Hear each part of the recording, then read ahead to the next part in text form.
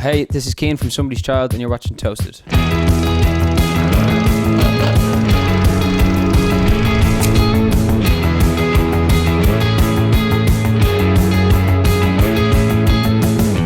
When I was young, I wanted to be the best, not just somebody else. So welcome to Eurosonic. Thank you very much. Yeah, I appreciate that. Thank you for having me. I Need You is a great track, I think. I love the video as well. Drifting culture. I didn't even know there was drifting culture in Dublin. Yeah, it's a huge thing. I think per capita, the most amount, I could get this wrong now, but the most amount of Japanese imported cars.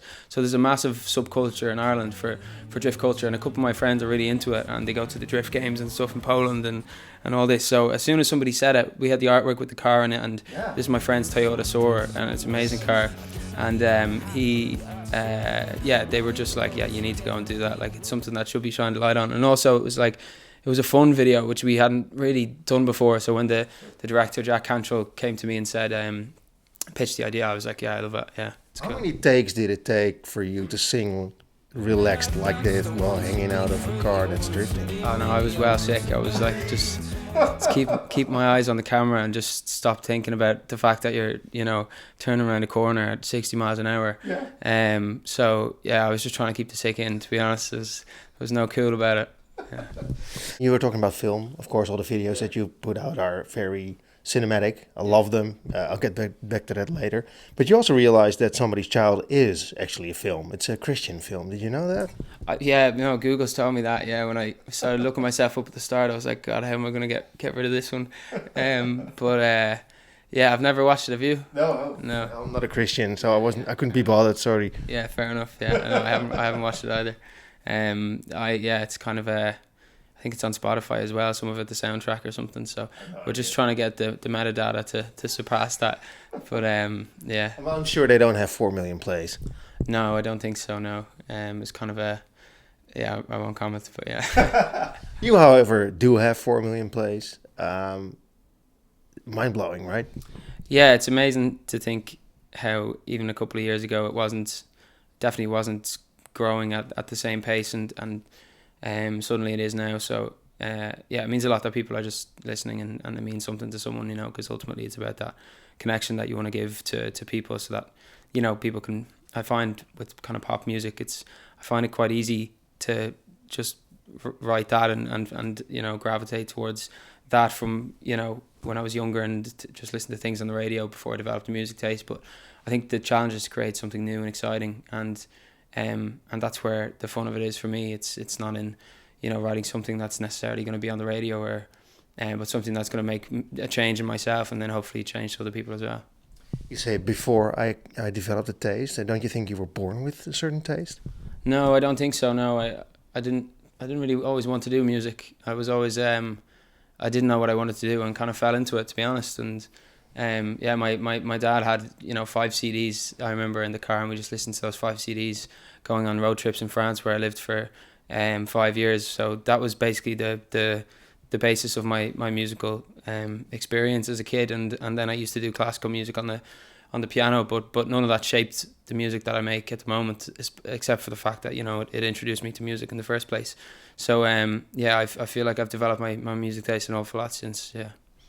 And another thing I read about you is that you have a fear of growing old. Is this true? Yeah, big time. Yeah. Do you not?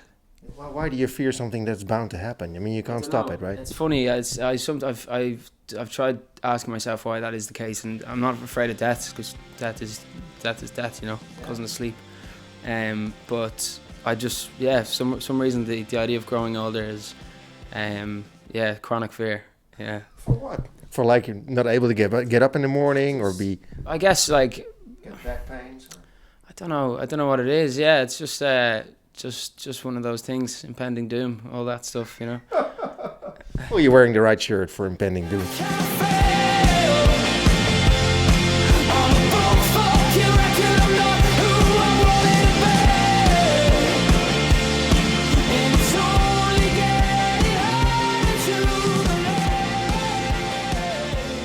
What I love about the music, the production is fantastic, but what I like is every song has a thought out intro.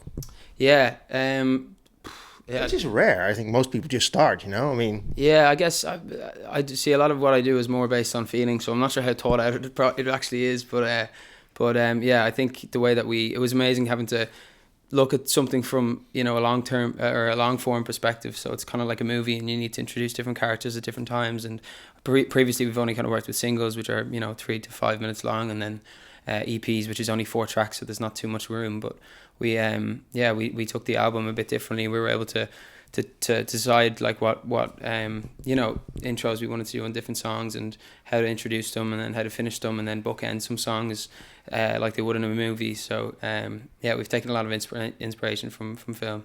It tells me a lot about your music, that I mean, I think you really have a keen eye for detail if you mind creating a great intro. Yeah. Are you on top of it every song? I mean... Yeah, I think so. Yeah, I'd probably a little bit too controlling when it comes to it. I think our producer was telling us that, you know, when it's your second album, you're not going to care about these things as much. But I did have to put my foot down and just say, you know, no matter what, this is still our first album, and it has to be perfect, you know. So yeah, we're really pleased with how it came out. Yeah. You say our, yet this is your band, right? It's all you. It's a bit in between, you know. I often say it's like, I guess what the easiest way to say is just like it's kind of Tame Impala and Kevin Parker, and that I have it is myself, and the band joined at different times, but for you know, touring and for recording and stuff, the band are all involved, and it's an important part of the band. Without them, I don't think I'd be able to do what I do. So yeah, credit where credit's due for them. Yeah. We Could Start a War is, of course, your most popular track right now. I love the intro. It starts off like almost singer-songwriter, but it really hits home when the beat starts. Why would you postpone the start of that beat? Yeah, a lot of people say that. I don't know. It was just warranted. I think it's brilliant. Yeah. I mean, you can just introduce things, you know, but I think it's cool the way you think it's gonna go one way, and then it changes, you know. And yeah, the beat, the bass, the drums, the acoustic guitar all come in at the same time. And hopefully, yeah, it has that impact. But that was definitely, I mean, like there's a song Late Night by Foles that I just love the build up in that. And that was one of the kind of earlier songs that I would have loved from them, and that would have inspired that. Yeah. So pray for our sins tonight, before we get any older. You know, we could start a war, or we could live in peace. So what the fuck are we fighting for? What are we hoping to achieve? I love that video as well. A lot of quote-unquote normal people. There's a quick cameo of Michael Mellon in the video, okay, which is, of course, I'm not sure if you know this, but no, I didn't know that. Oh well, he's an Irish hero for being involved in the uprisings in the 1916. Yeah, no, your video. Oh, in my video. Yeah, oh, sorry, and he was executed. War. Yeah, sorry, I thought you were talking about something else. Yeah, there is a nice cameo of that, and actually we had some directors from the UK, Apollo. And at the beginning, I was like, I don't know if this is right, you know, getting people from outside of Ireland to come and film Dublin. But in fact, they were able to see it with a completely different, fresh perspective. And these things that you probably wouldn't pick up on if you lived in Dublin, they were able to do that. And more so, you know, some of the people we got to profile in the video, you know, if you're from Dublin, you're like, no, I wouldn't go, you know, I don't want to annoy them. Yeah. But these guys were just like straight up, and, you know, obviously with the British accent, they sound a bit more professional than if some Dublin lad comes up.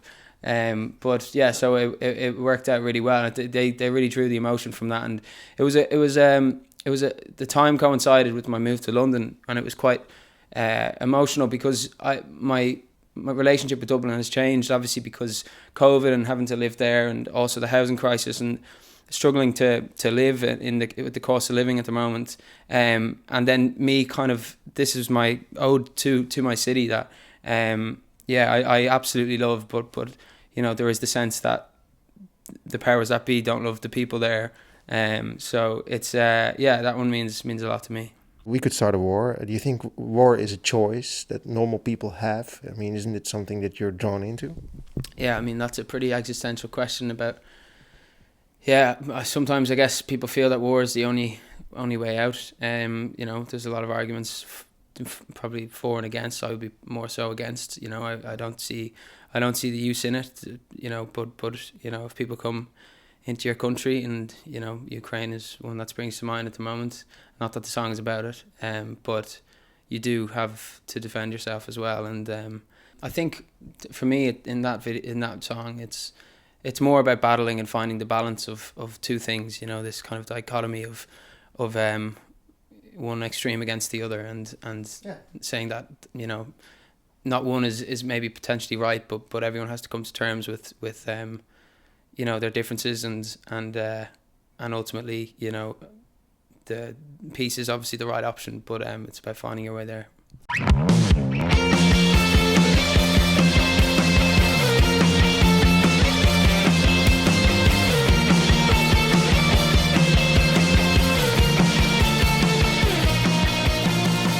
Sell Out is another great song, I think. Great intro. I love the bass sound. The rhythm is amazing, I think. It reminded me a little of Death from Above, or even Bad Brains. They've I'm not sure if you're familiar with them. They're like an 80s DC hardcore band.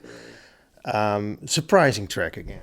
Yeah, that was one that I hadn't written by myself in quite a while, and that was one that, yeah, was one of the few that now I usually write with my bandmate Shay, and that was one that just came to me. And it was very kind of punkish, and sometimes I'm not sure where they come from, but obviously there's an anger there that needs to be vented, and music is almost a therapy for me. So sometimes I learn a lot about myself and what my mind, my subconscious is telling me through songwriting. So yeah, Sell Out it's one you have to deal with as a musician. You know, it's like you're constantly battling. As I say, you know, you have this.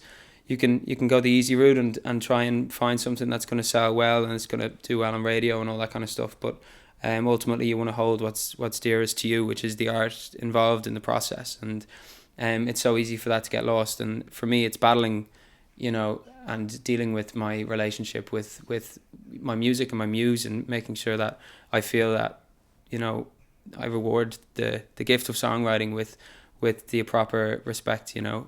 So ultimately, you know, it's about not selling out, but it's also kind of, yeah, it's a kind of stick it to the man song. I want to be my own man. I will not try to sell my life away. I want to be my own man. I will not try to sell my life away. That's the way.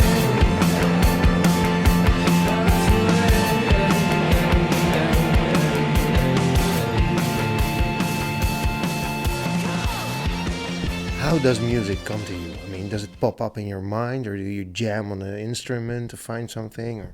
I mean, that is the question, isn't it? It's a magical, yeah, art, I think, in general. But music for me is a magical piece of life. You know, it's where I feel most comfortable, and without trying to, you know, sound too wishy-washy or whatever, it's it's a place I can go where I feel safe, and it opens up doors that, you know, bring me into another universe, and from it, you know, I do believe that, you know, some people do it differently. I do believe that the song is already there. All you're doing is trying to be the vehicle to make it come out, and you're pulling on the string and trying not to pull too hard that you force it, but also giving it, you know, pulling it just enough that you know, find what's really meant from it. Yeah. Are you a prolific writer? I mean, how many songs did you write for this album?